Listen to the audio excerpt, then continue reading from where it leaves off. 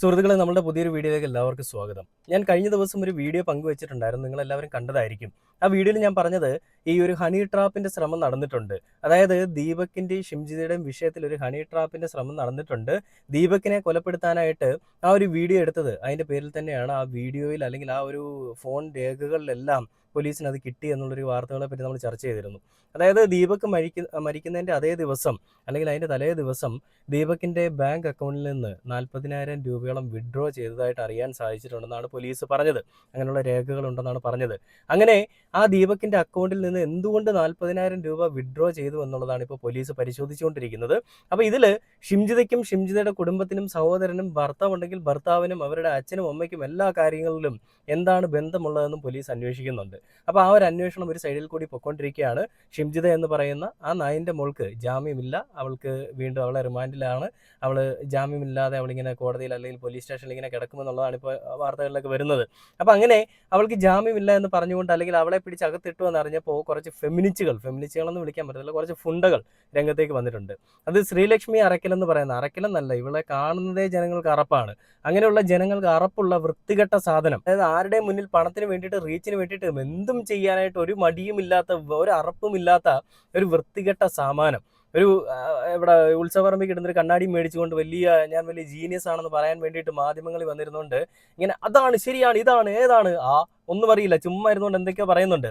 ദീപക്കാണ് കുറ്റക്കാരൻ. ദീപക് വെറും പ്രതിയാണ്. ആ പെൺകുട്ടി ഷിംജിത എന്ന് പറയുന്ന പെൺകുട്ടി പാവം പിടിച്ചൊരു പെൺകുട്ടിയാണ്. അതൊരു അതിജീവിതയാണെന്നൊക്കെ പറയാനാണ് ഇവർ ശ്രമിക്കുന്നത്. നമ്മൾ കണ്ടതാണ് ഉരുളയ്ക്കുപ്പേരി എന്നോണം നമ്മുടെ രാഹുൽ ഈശ്വർ, ആണുങ്ങൾക്ക് വേണ്ടിയിട്ട് എല്ലായ്പ്പോഴും നിലകൊള്ളുന്ന രാഹുൽ ഈശ്വർ എന്ന് പറയുന്ന ഒരു മനുഷ്യൻ ഉരുളയ്ക്കുപ്പേരി പോലെ ഇവളുമാർ പറയുന്ന ഓരോ ചോദ്യങ്ങൾക്കും ഉത്തരങ്ങൾ കൊടുത്തുകൊണ്ടിരിക്കുന്നത് നമ്മൾ കണ്ടതാണ്. ഈ രാഹുൽ ഈശ്വർ അബ്യൂസ് ചെയ്തപ്പെട്ട ആളിനെ അറിയാമോ, അല്ലെ അബ്യൂസ് ചെയ്യുന്നത് എങ്ങനെയാണെന്ന് അറിയാമോ എന്നൊക്കെ പറഞ്ഞിട്ട് രാഹുൽ ഈശ്വറിൻ്റെ അടുത്ത് ചോദ്യം ചോദിച്ചു. തിരിച്ച് നല്ല മറുപടി അന്നനാളം നിറയ്ക്കുന്ന രീതി കൊടുക്കുകയും ചെയ്തു. പിന്നീട് അമ്മച്ചിക്ക് ഒന്നും മിണ്ടാനും ഇല്ലാതായിപ്പോയി. അപ്പോൾ അങ്ങനെ പറയുന്നതിനിടയിലും കുറച്ചധികം വേറെയും ഫെമിനിസ്റ്റുകൾ ഇവരുടെ കൂട്ടത്തിലുണ്ട്. അതായത് ഈ ശ്രീലക്ഷ്മി അറക്കൽ മാത്രമല്ല, അവരുടെ കൂട്ടത്തിൽ ഈ മൂക്കുത്തി ഇങ്ങനെ ഇട്ട, മൂക്കുകയറിടേണ്ട സമയം കഴിഞ്ഞ ടീംസാണ്. അങ്ങനെ ഇട്ട വേറെയും കുറച്ച് ആളുകളുണ്ട്. ഇവരിരുന്നുകൊണ്ട് ഭയങ്കരമായിട്ടുള്ള മെഴുകലാണ് ഈ പയ്യൻ, അതായത് ദീപക് എന്ന് പറയുന്ന അയാൾ തെറ്റുകാരനാണെന്നുള്ള രീതിയിൽ. ഇതൊരു കഷ്ടമാണല്ലേ. സ്വന്തം അമ്മയെ കൊന്നാലും രണ്ട് പക്ഷമുള്ളൊരു നാടാണ്. ആ നാട്ടിൽ ഇതൊക്കെ പ്രതീക്ഷിച്ചാൽ മതി എന്നുള്ളത് വീണ്ടും വീണ്ടും നമുക്ക് മനസ്സിലാവുന്നു. പക്ഷേ അങ്ങനെ പ്രതീക്ഷിച്ച് വിടാനായിട്ട് ഞങ്ങൾ കേരളത്തിലെ ആണുങ്ങൾ തയ്യാറല്ല. ഈ തോന്നിവാസം ഇവിടെ അവസാനിക്കണം. ഇനിയും ഒരു ഇരയെ കൂടി അല്ലെ ഇനിയും ഒരു ദീപക് കൂടി ഉണ്ടാവാൻ പാടില്ല എന്നുള്ളത് ഞങ്ങളുടെ എല്ലാവരുടെയും ആഗ്രഹമാണ്. അതിനുവേണ്ടി ഏതറ്റം വരെയും പോകാനായിട്ട് ഞങ്ങൾ തയ്യാറാണ്. മെൻസ് അസോസിയേഷൻ അതിവിടെ ഉണ്ടെങ്കിൽ ഈ രീതിയിലുള്ള കാര്യങ്ങൾക്ക് ഒരു ശമനം വരൂ എന്നുണ്ടെങ്കിൽ മെൻസ് അസോസിയേഷനും ഇവിടെ ആവശ്യമായിട്ടുള്ളൊരു കാര്യമാണ്. എന്തായാലും ഞാൻ നിങ്ങളെ അവിടെ എന്താണ് നടന്നതെന്നുള്ള വീഡിയോ ഒന്ന് കാണിച്ചു തരാം. അതായത് ആ പെൺകുട്ടിയെ അതിജീവിത എന്ന് വിളിക്കണമെന്ന് പറഞ്ഞുകൊണ്ട് മെഴുകുന്ന ആ ഒരു വീഡിയോ ഞാനതെന്തായാലും ഇവിടെ നിങ്ങളെ കാണിച്ചു തരാം. അതിൽ ശ്രീലക്ഷ്മി എന്ന് പറയുന്ന അവളുടെ ഫെമിനിറ്റിയുടെ വലിയ രീതിയിലുള്ള മെഴുകലൂടെ നിങ്ങളൊന്ന് കണ്ടു നോക്കണേ.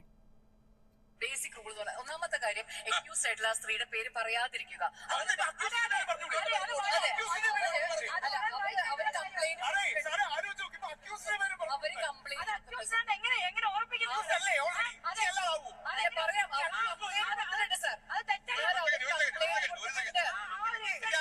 പരാതിക്കാരിയും കൂടിയാണ്.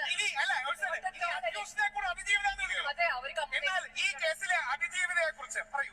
ഈ കേസിലെ അതിജീവിത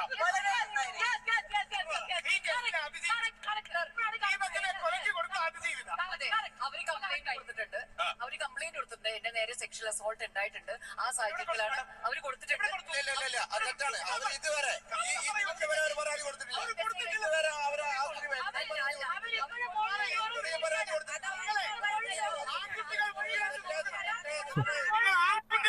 സമൂഹത്തിൽ ഒരു പ്രതിബദ്ധതയും ഇല്ലാത്ത, എന്താണ് നമ്മുടെ സൊസൈറ്റിയിൽ നടക്കുന്നതെന്ന് പോലും അറിയാത്ത ശ്രീലക്ഷ്മി എന്ന് പറയുന്ന ആ ഒരു സാമാനം ആളുകൾ പറയുന്നതിൻ്റെ കൂട്ടത്തിൽ ഇരുന്ന് കിടന്നുകൊണ്ട് മെഴുകുകയാണ്.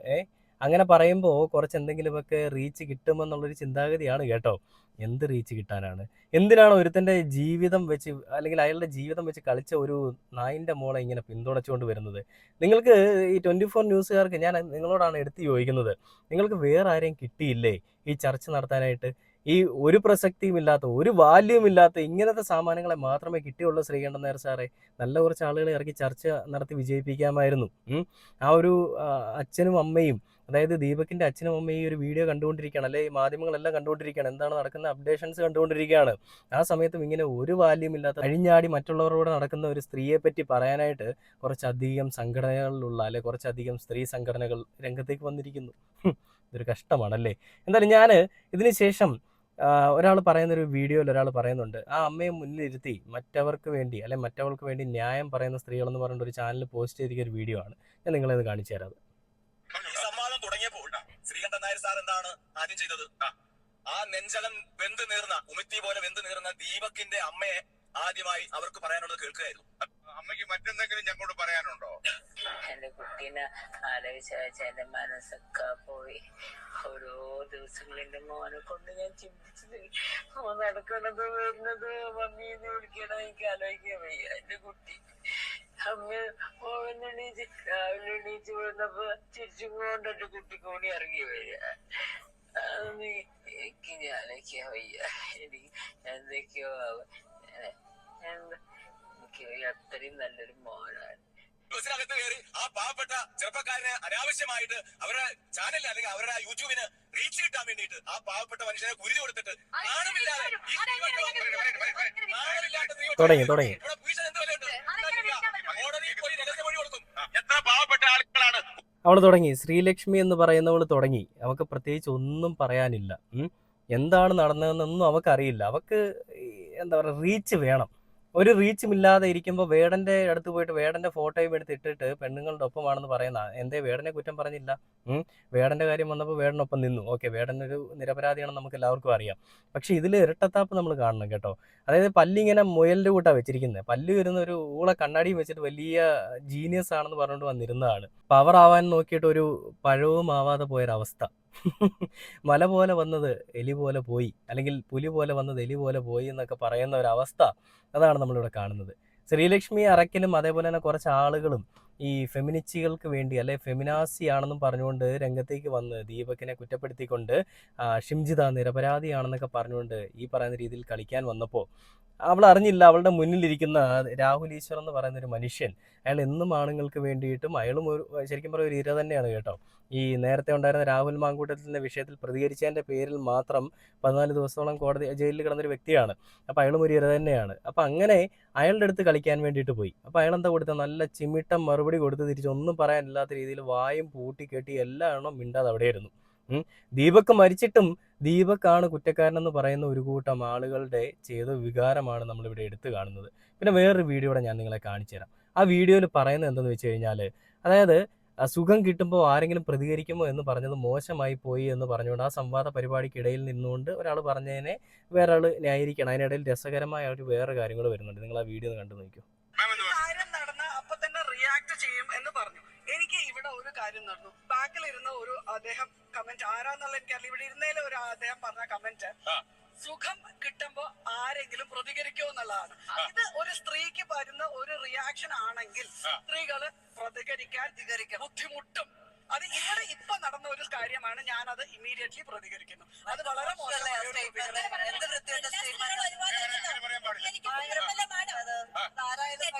നമ്മളെ ബാഡ് ടച്ച് ചെയ്ത് നമ്മളെ 1-2 പ്രാവശ്യം നമ്മളെ സഹിച്ച് നിൽക്കേണ്ട കാര്യമില്ല. അത് പ്രതികരിക്കാം. ഇത്ര ഇതെടുത്ത് ഫോണിലെടുത്ത് നമുക്ക് ഇട്ട് കൊടുക്കുന്ന സമയത്ത് നമുക്ക് അത് വേറെ രീതിയിൽ പ്രതികരിക്കാമായിരുന്നു. ഇങ്ങനെയല്ല, ഒരുപക്ഷെ ആ ജീവൻ ഇപ്പൊ നിലനിൽക്കുമായിരുന്നു. അത് തന്നെയാ സാറേ എനിക്കും അറിയാനുള്ളത്. നമുക്കറിയാം ദീപകിന്റെ ഒരു അവസ്ഥ, ഇന്ന് അവരുടെ കുടുംബം അനുഭവിക്കുന്ന പ്രയാസം. ഞങ്ങൾ ഒരുപാട് ബസ്സുകളിൽ രാവിലെയും രാത്രിയൊക്കെ യാത്ര ചെയ്യുന്നവരാണ്. ഒരുപാട് ആണുങ്ങളും സ്ത്രീകളും തമ്മിൽ ഒരു സീറ്റിലിരുന്ന് യാത്ര ചെയ്തിട്ടുണ്ട്. പക്ഷെ നമ്മുടെ അടുത്ത ഒരാൾ എന്തെങ്കിലും ഒരു മോശം എന്ന് നമുക്ക് തോന്നിക്കഴിഞ്ഞാൽ നമുക്ക് നോ പറയാനുള്ള അവസരമുണ്ട്. അപ്പോ ഈ പെൺകുട്ടി ശരിക്കും ദീപക് അങ്ങോട്ട് തിരിഞ്ഞ് നിൽക്കുന്നു. ആ വീഡിയോ കാണുമ്പോ അറിയാം ഇത് മനഃപൂർവ്വം സോഷ്യൽ മീഡിയയിൽ കാശുണ്ടാക്കാനുള്ള കളി തന്നെയായിരുന്നു എന്ന് നമുക്ക് കാണാൻ പറ്റും. ഇഷ്ടപ്പെടുന്നില്ല കേട്ടോ അത് പറയുമ്പോൾ. അതുകൊണ്ട് ആ ദീപകിന്റെ കുടുംബം അനാഥമായി എന്ന് മാത്രമേ ഉള്ളൂ. അവര് കാശുണ്ടാക്കുന്നു. ല്ലേ, വളരെ സത്യസന്ധമായിട്ടുള്ള കാര്യം തന്നെയാണ് ആ ഒരു ചേച്ചി അല്ലെ ഒരു സ്ത്രീ പറഞ്ഞത്. ആ പെൺകുട്ടി അല്ലെങ്കിൽ അവള് ആ അതിജീവിത എന്ന് പറഞ്ഞുകൊണ്ട് അവള് ഇപ്പൊ കളിച്ച കളി അവൾക്ക് റീച്ച് കിട്ടാൻ വേണ്ടിയിട്ട് അവൾ കാണിച്ചു കൂട്ടിയ പരിപാടി, ആ പരിപാടിയിൽ കൂടി പെട്ടുപോയതാരാണ്? ദീപക് എന്ന് പറയുന്ന ഒരു പാവം പിടിച്ച ചെറുപ്പക്കാരൻ. അയാളുടെ ജീവിതം, അയാളുടെ കുടുംബം, അയാളുടെ എല്ലാം വഴിമുട്ടിപ്പോയി. അപ്പൊ അങ്ങനെ ഈ രീതിയിൽ കളിക്കുന്ന വൃത്തികെട്ടവളുമാരുടെ അടുത്ത് പെരുമാറണം, അല്ലെങ്കിൽ അവളുമാർക്ക് മറുപടി കൊടുക്കണമെങ്കിൽ രാഹുൽ ഈശ്വറിനെ പോലെയുള്ളവർ തന്നെ രംഗത്തേക്ക് വരണം. ആണുങ്ങൾക്ക് വേണ്ടിയിട്ട് സംസാരിക്കാൻ ആണുങ്ങൾ തന്നെ രംഗത്തേക്ക് വന്നെങ്കിലേ കാര്യങ്ങളുള്ളൂ. അത് എന്തായാലും രാഹുൽ ഈശ്വറിന്റെ സംഘവും രംഗത്തേക്ക് വന്നിട്ടുണ്ട്. ഇനിയും ഈ പറയുന്ന ഫെമിനാച്ചികളുടെ അല്ലെ ഫെമിനാസികളുടെ ഫെമിനിസ്റ്റ് ചിന്തകൾ ഈ നാട്ടിൽ വേരോടാൻ പാടില്ല. ഇതെല്ലാം ഇതോടുകൂടി അവസാനിക്കണമെന്ന് പറഞ്ഞുകൊണ്ട് ഈ ഒരു വീഡിയോ അവസാനിക്കുകയാണ്.